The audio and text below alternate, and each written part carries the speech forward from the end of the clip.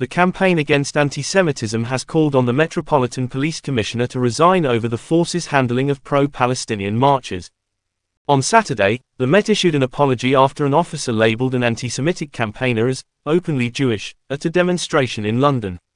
On April 13, Gideon Falter, chief executive of Campaign Against Anti-Semitism, was stopped in the Aldwych neighborhood of London and threatened with arrest while wearing a kippah skullcap. Police informed Mr. Falter that his presence was causing a breach of peace. He said police treated him like a criminal because he is Jewish, and he accused Met Commissioner Sir Mark Rowley of failing to control the marches and allowed innumerable anti-Semitic hate crimes to take place on London's streets. Policing Minister Chris Philp confirmed that he would meet with Sir Mark to discuss his concerns. He went on to say, "No one should be told their religion is provocative, nor an innocent person threatened with arrest solely because of someone else's anticipated unreasonable reaction." Scotland Yard has apologised twice for the officer's words. The Met's initial apology on Friday was removed after being attacked for victim blaming, and the Met issued a second statement claiming, being Jewish is not a provocation, and apologising once more. It went on to say, Jewish Londoners must be able to feel safe in this city. In a video clip from the march, the police officer says, "You are quite openly Jewish, and this is a pro-Palestinian march. I'm not accusing you of anything, but I'm worried about the reaction to your presence."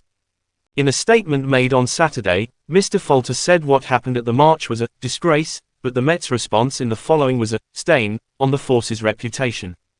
He suggested Sir Mark should resign or be fired, and he said, racists, extremists, and terrorist sympathizers had been encouraged by the Met's failure to curtail the marches. Mr. Falter said that there had been a surge in anti-Semitic crime and accused the Met of inertia. Earlier on Saturday, a Home Office official stated that the government acknowledged the complexities of policing fast-moving public protests, but that being Jewish or of any other religion should not be interpreted as provocative.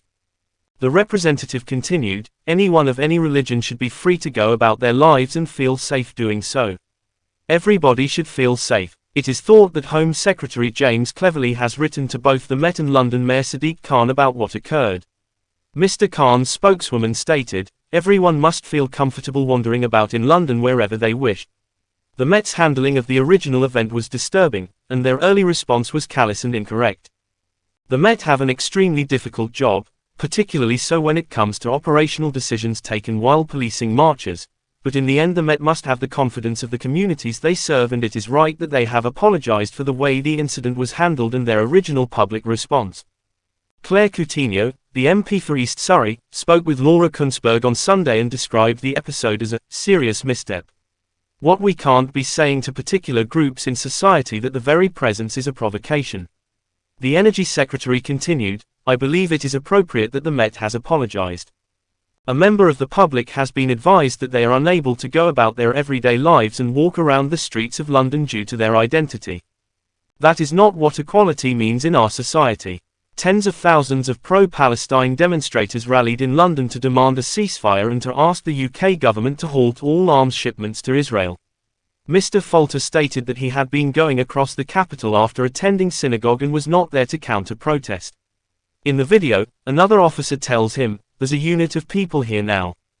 You will be escorted out of this area so you can go about your business, go where you want freely, or if you choose to remain here because you are causing a breach of peace with all these other people, you will be arrested. Since the resumption of hostilities in Gaza in October, the Met has come under fire for how police handled a number of pro-Palestinian demonstrations.